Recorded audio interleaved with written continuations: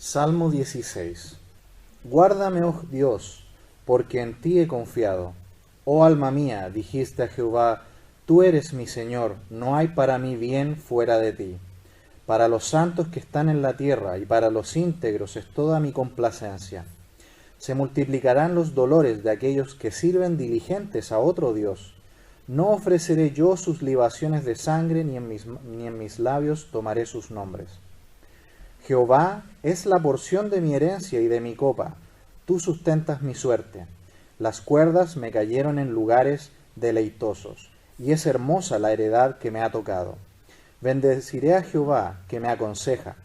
Aún en las noches me enseña mi conciencia. A Jehová he puesto siempre delante de mí, porque está a mi diestra, no seré conmovido. Se alegró por tanto mi corazón, y se gozó mi alma. Mi carne también reposará confiadamente, porque no dejarás mi alma en el Seol, no permitirás que tu santo vea corrupción. Me mostrarás la senda de la vida, en tu presencia y plenitud de gozo, delicias a tu diestra para siempre. Bien, en esta noche vamos a ver que en Cristo están guardados nuestro cuerpo y alma eternamente. El subtítulo del Salmo, si lo notaron, dice Mictam de David. Mictam es un término un poco misterioso. La verdad que encontré como 5 posibles explicaciones del término, pero etimológicamente la palabra nos lleva a la palabra escrito, un escrito. Lo más probable es que Mictam significa eso, un escrito de David. Y comienza el versículo 1, que es parte del original, está pegado ese subtítulo al primer versículo: guárdame, oh Dios, porque en ti he confiado.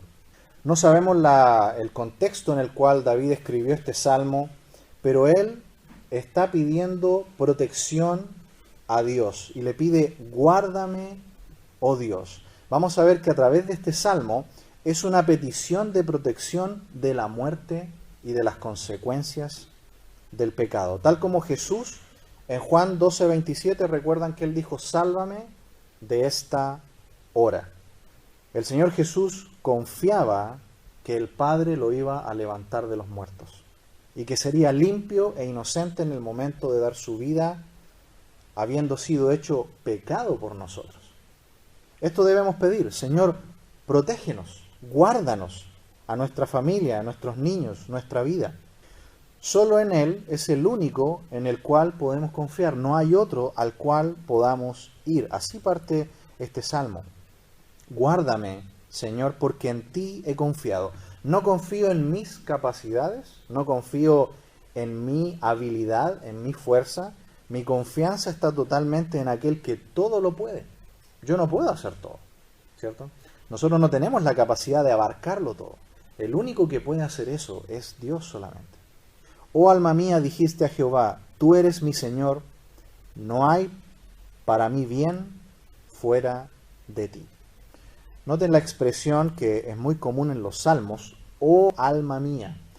El término alma en hebreo significa no solamente la parte inmaterial del hombre, es decir, el alma o el espíritu, significa realmente también todo el ser. Cuando nosotros decimos que amamos a Dios con toda nuestra alma, lo que estamos diciendo es: Señor, te amamos con todas nuestras fuerzas, con nuestra mente, con nuestro corazón, ¿no? Decir alma significa el ser completo del ser humano. Y el Señor quiere esto, quiere que le hablemos a Él, que le digamos a Él. Fíjese que dice: oh alma mía, dijiste a Jehová. ¿El Señor es omnisciente? Por supuesto, Él todo lo sabe. Nosotros realmente ni necesitamos hablar y Él sabe lo que nosotros pensamos. Pero Él en su voluntad quiere que le digamos de nuestro corazón lo que nosotros anhelamos, lo que nosotros deseamos. Que le digamos cuáles son nuestras preocupaciones. Y va dirigido a Jehová, el nombre sagrado de Dios. Tú eres mi Señor, dice. Ocupa una palabra hebrea diferente. Primero le dice: oh alma mía, dijiste a Yahvé. Y después dice: tú eres mi Señor. Ahí ocupa el término Adonai. Adonai significa el dueño, el soberano, y es un título de poder divino de Dios. Prácticamente han llegado a ser sinónimos, Adonai y Yahvé. De hecho, en el Nuevo Testamento ya no se usa más el nombre sagrado de Dios, solamente se habla de Señor, únicamente, para indicar la divinidad, tanto por supuesto, del Padre como del Hijo y del Espíritu Santo. Y le dice, tú eres mi Señor. Y esta es la fundación para la vida cristiana. Cristo es nuestra vida, es nuestro absoluto todo. Y le dice, no hay para mí bien fuera de ti. Para David, todo lo que ha vivido hasta acá, hemos visto que él ha vivido cosas muy malas. Ha sido perseguido por Saúl a muerte. Y él dice, a pesar de todo lo que he vivido, lo bueno y lo malo, todo es bien.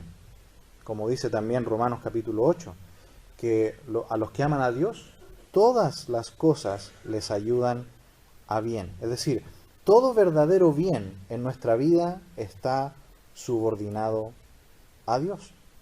Verso 3. Para los santos que están en la tierra y para los íntegros es toda mi complacencia. Cuando nuestro Señor Jesús fue bautizado, recuerdan, una voz del cielo, que sabemos que es el Padre, dijo, este es mi Hijo amado en quien tengo complacencia. Dios ve a su Hijo Cristo y siente complacencia por él, se complace, porque Dios lo mira y lo ve santo, justo y perfecto. ¿Por qué Dios se puede complacer ahora en aquellos que han creído en Él, en sus hijos? Bueno, porque Dios el Padre ve a todos los creyentes, como nosotros, a través de su Hijo. Por eso que Él también puede complacerse en nosotros y en todos aquellos que han creído en Él. Pero ¿qué pasa con los otros? Versículo 4. Se multiplicarán los dolores de aquellos que sirven diligentes a otro Dios. No ofreceré yo libaciones de sangre, ni en mis labios tomaré sus nombres. Todo el mal para aquellos que rechazan al verdadero Dios y que van en pos de los falsos. Y aquí empieza David en el versículo 5 allá a desarrollar su idea final de su propósito, de que en Cristo están guardados tanto nuestro cuerpo como nuestra alma eternamente. Dice el versículo 5, Jehová es la porción de mi herencia y de mi copa, tú sustentas mi suerte. Tanto en el Antiguo como en el Nuevo Testamento este concepto de la copa significa muchas veces celebración, a veces también significa consolación, y nosotros hemos visto que nuestro Señor Jesucristo probó justamente la copa de la muerte para que nosotros no tengamos que probar esa copa. Por eso que David dice, mi porción, mi herencia, mi copa, es Dios. Nuestro Señor Jesús la vivió por nosotros. Y tú sustentas mi suerte. Esto está conectado con lo primero que dice el versículo 6, cuando habla de las cuerdas. Recordemos que en aquel tiempo, cuando se dividía un terreno, se hacía con cuerdas, y así se medían los terrenos, con cuerdas. Y a veces esta repartición de territorios se hacía por suerte. Recuerdan cuando en el libro de Josué lograron finalmente la conquista y dividieron el territorio por suertes para cada tribu del pueblo de Israel. Aquí está diciendo David, Dios sabe y permite todo lo que nos pasa. Para aceptar todo cuanto nos ocurre, que es de Dios, debemos aceptar todo lo anterior que vimos en los versículos 1 en adelante. Que Dios es en quien nos resguardamos, que Él es nuestro Señor, nuestro soberano, que Él es nuestro tesoro, que Él es nuestro todo. Si no logramos comprender eso, esta parte no la vamos a lograr aceptar. David dice, como Dios es mi Señor, es mi soberano, es mi tesoro, es mi todo, yo creo que Él sustenta absolutamente todo lo que me pasa y no hay nada de bien fuera de Él. Todo lo que ocurre con un propósito es de Él finalmente para mi bien. Y dice el versículo 6, las cuerdas me cayeron en lugares deleitosos y es hermosa la heredad que me ha tocado. Como decía recién, las cuerdas se usaban para delimitar terrenos, para determinar líneas de tierra por donde pasaban los límites. Y David usa esta figura y dice que esas cuerdas han determinado de parte de Dios para él lugares deleitosos. Y la palabra hebrea allí para lugares deleitosos es la misma en el versículo 11, donde dice delicias a tu diestra para siempre. Es el mismo término. Lugares deleitosos, deleites, placeres en Dios que son eternos. Y es hermosa, dice, la heredad que me ha tocado. ¿Cuál es la heredad, finalmente, a la cual David se refiere? Es Dios. Dios es esa heredad.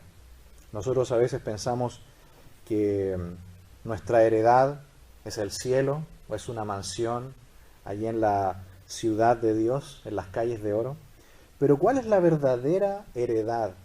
La heredad es Dios mismo, estar con Él. Y ahora, por lo que tenemos en el Nuevo Testamento y cómo sabemos que el Señor Jesucristo vino, sabemos que Cristo es esa heredad. Dios mismo en Cristo viene a ser ese tesoro, esa heredad completa para nosotros. Hemos visto hasta aquí que no solamente es nuestro Señor soberano, es nuestro refugio, es nuestro todo. Fíjese ahora lo que dice el versículo 7. Bendeciré a Jehová que me aconseja, aún en las noches me enseña mi conciencia. Dios es también nuestro consejero, dice David. Es nuestro consejero hasta que lleguemos a su presencia y después va a seguir por la eternidad. Él es nuestro refugio, nuestro soberano, nuestro tesoro y también nos instruye en consejo. Antes de toda decisión, antes de toda acción, pensamiento, ¿es Dios quien filtra todo eso? El lugar de la palabra de Dios es vital aquí. ¿Cuántas veces nosotros, hermanos amados, decidimos cosas solos? No preguntamos a nadie, excepto a nosotros mismos, y luego que hemos decidido algo, lo traemos a Dios, nuestro plan humano, y decimos, Señor, bendícelo. ¿Consideramos el consejo de Dios nuestro placer, nuestro tesoro? Aquí dice el salmista que Dios, para que sea nuestro verdadero refugio en cuanto a nuestro cuerpo y nuestra alma por la eternidad, Él debe ser nuestro refugio, nuestro Señor soberano, nuestro tesoro y también nuestro consejero. Dice, aún en las noches me enseña mi conciencia. Modernamente quizás diríamos el subconsciente. En la mente de David probablemente, y por otros salmos que hemos visto, donde dice, por ejemplo, oh cuánto amo yo tu ley. Todo el día es ella mi meditación. También desde el Pentateuco se nos dice que debemos repetir la ley de Dios al levantarnos, al acostarnos, al andar por el camino. En ese contexto entonces, donde siempre estamos llenándonos de la palabra de Dios, va a ser natural que siempre en nuestra conciencia, aún en la noche cuando vamos a descansar, allí está enseñándonos en el corazón la palabra de Dios. Versículo 8. A Jehová he puesto siempre delante de mí, porque está a mi diestra, no seré conmovido. Como hemos visto entonces, si Él es nuestro refugio, nuestro soberano, nuestro tesoro, nuestro consejo o consejero, Él siempre va a estar puesto delante de nosotros, dice el versículo 8, como una brújula que nos guía, y no nuestra sabiduría y nuestras opiniones, sino Dios quien determina siempre nuestras vidas por su palabra el que debemos hacer. Así que, hermanos amados, preguntemos a Dios y a su palabra. Y Él también ha dotado a su iglesia de hermanos y de hermanas que conocen la palabra de Dios y que nos pueden también ayudar. Porque está a mi diestra, no seré conmovido. Esta idea de a la diestra aparece también en el Salmo 73, donde dice, me has tomado de la mano derecha. Usualmente en la Biblia el concepto de la mano derecha es la mano diestra, no es la mano hábil. ¿Qué pasa si alguien nos toma de la mano derecha? Nos queda la mano menos hábil disponible para actuar, ¿no? Entonces la idea allí es que con nuestra habilidad, con nuestra confianza, con lo que nosotros humanamente podemos hacer, se lo entregamos a Dios. Él nos toma de nuestra mano hábil y es Él el que va a actuar. Él tiene en su mano la espada, por ejemplo. Él tiene en su mano el obrar realmente a nuestro favor. Es Él el que actúa realmente. no nosotros. Eso pasa cuando Dios es nuestro refugio, cuando Él es nuestro tesoro, nuestro consejero. Él va a estar delante de nosotros como una brújula. Se alegró por tanto mi corazón, dice el versículo 9, y se gozó mi alma. Mi carne también reposará confiadamente. David, aparentemente en un temor de muerte en el que se encuentra en este momento, dudas en su corazón, él dice, a pesar de todo eso, se va a alegrar mi alma. Dijimos, recuerdan, que alma significa el ser completo del ser humano. Porque Él es nuestro refugio, tesoro, nuestro soberano, nuestro consejero, entonces es nuestro gozo. ¿Se fija qué tan importante es que conozcamos a Dios por su palabra? Él es todo eso para nosotros, y en base a eso es que no seremos conmovidos, no seremos removidos, porque estamos firmes en esa roca que Él es. Mi carne también reposará confiadamente. David llega a esa conclusión. El día que yo muera, lo haré en la confianza de que mi cuerpo, mi carne, este cuerpo que se va deteriorando, ¿cierto?, con los años, este cuerpo que cada día nos duele más, sabemos que va a quedar allí reposando, pero no para siempre. No quedaremos allí para siempre en el sepulcro si el Señor no viene antes. Porque mire lo que dice a continuación, versículo 10. Porque no dejarás mi alma en el Seol, ni permitirás que tu santo vea corrupción. Este concepto, hermanos amados, es muy importante que tengamos en cuenta esto. El concepto de resurrección no es un tema que se desarrolle demasiado en el Antiguo Testamento. En el Nuevo Testamento es algo fundamental, constantemente está hablado.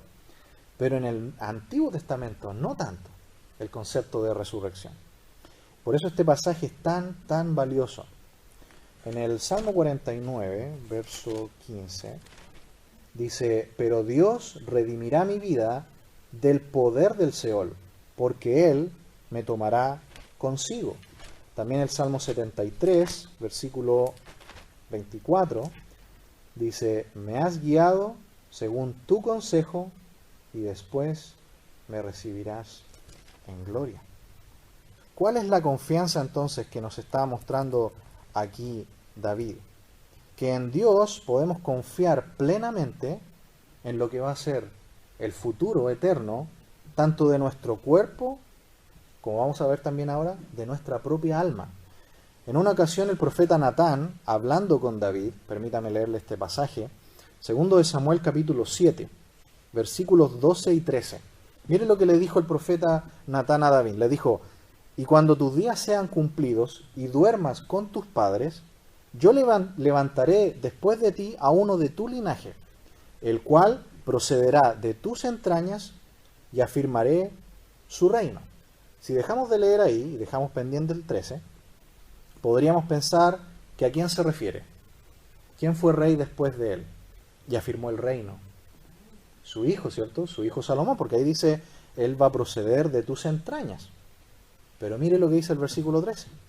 Él edificará casa a mi nombre, y yo afirmaré para siempre el trono de su reino.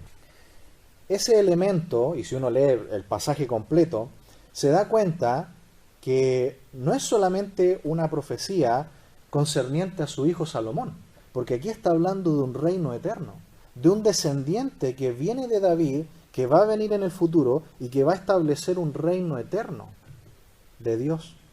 Así que David entendió en ese tiempo que no solo su hijo, sino un descendiente vendría y establecería su reino eterno sobre este mundo. Por eso al final del versículo 10 dice, ni permitirás que tu santo vea corrupción. ¿Dónde se ha citado este versículo en el Nuevo Testamento? ¿Alguien recuerda? Mira, acompáñenme a Hechos, capítulo 2, versículo 25. ¿De quién está hablando David cuando escribe estas palabras? Porque no dejarás mi alma en el Seol, ni permitirás que tu santo vea corrupción. El apóstol Pedro, en su primer discurso, donde muchas personas creyeron en Cristo como su Salvador, Hechos capítulo 2, versículo 25 dice, porque David dice de él, Veía al Señor siempre delante de mí, porque está a mi diestra. No seré conmovido, por lo cual mi corazón se alegró y se gozó mi lengua, y aún mi carne descansará en esperanza. ¿A qué se parece esto? Al Salmo 16. Y mire ahora, porque no dejarás mi alma en el Hades, ni permitirás que tu santo vea corrupción. Me hiciste conocer el camino de la vida, me llenarás de gozo con tu presencia. Varones hermanos, se os puede decir libremente del patriarca David que murió y fue sepultado, y su sepulcro está con nosotros hasta el día de hoy. Pero, siendo profeta y sabiendo que con juramento Dios le había jurado que su descendencia en cuanto a la carne levantaría al Cristo, para que se sentase, ¿dónde? En su trono. ¿Recuerdan 2 de Timoteo 7? Viéndolo antes, habló de la resurrección de Cristo, que su alma no fue dejada en el Hades, ni su carne vio corrupción. A este Jesús resucitó Dios, de lo cual todos nosotros somos testigos. Así que, exaltado por la diestra de Dios y habiendo recibido del Padre la promesa del Espíritu Santo, ha derramado esto que vosotros veis y oís. Porque David no subió a los cielos, pero él mismo dice, dijo el Señor a mi Señor, siéntate a mi diestra hasta que ponga a tus enemigos por estrado de tus pies. Sepa pues ciertísimamente toda la casa de Israel, que a este Jesús, a quien vosotros crucificasteis, Dios le ha hecho Señor y Cristo. Hasta ahí la lectura. Qué extraordinario, ¿no? ¿A qué se refiere entonces el Salmo 16? Se refiere, en ese versículo, lo toma el apóstol Pedro y él dice, David estaba hablando aquí, no de él, no de su hijo, más allá, estaba hablando del mismo Señor Jesucristo, del Mesías que vendría en el futuro, que él vendría a morir, que él sería muerto por nuestros pecados, pero no quedaría en el sepulcro para siempre, sino que se iba a levantar del sepulcro para darnos vida eterna. Así que este salmo anuncia la futura venida del Mesías, y no solo su venida, sino que sería la confianza de su pueblo, el refugio, su soberano, su tesoro, dice también, su porción, su herencia, su consejero, pero que también moriría y conquistaría la muerte, resucitaría de los muertos, tal como en otros lugares del Antiguo Testamento, que también se usan después en el Nuevo Testamento para hablar de la resurrección de Jesús. Por ejemplo, ¿qué profeta se habla de él que su tiempo en un pez simbolizó la muerte también de Jesús? Jonás, ¿cierto? La señal de Jonás. Jonás estuvo 3 días y 3 noches en lo profundo, en el vientre de un pez. Y luego en el Nuevo Testamento el mismo Señor Jesucristo dice, esta es la imagen del Mesías resucitando. Espero que no hayan dejado Hechos. Avancen conmigo al capítulo 13. Mire, esto ahora lo dice el apóstol Pablo. Pedro citando el Salmo 16. Y ahora miren a Pablo. Hechos 13, 34. Por favor. Hechos 13, 34. Dice, y en cuanto a que le levantó de los muertos para nunca más volver a corrupción, lo dijo así, os daré las misericordias fieles de David.